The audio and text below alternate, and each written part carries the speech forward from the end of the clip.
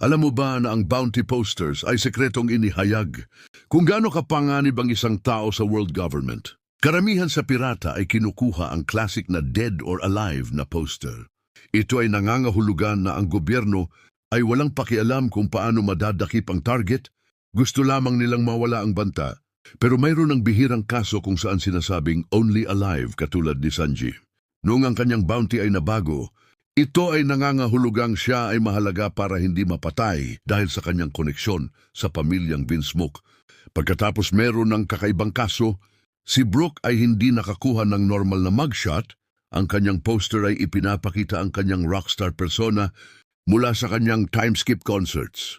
Si Chopper, ang kanyang bounty, ay naging meme dahil iniisip ng gobyerno na siya ay isang pet. Pero ang pinakamalaking takot ay marahil si Gold D. Roger. Ang gobyerno ay pinalitan ang kanyang pangalan sa Gold Roger para lamang itago ang misteryosong Will of D.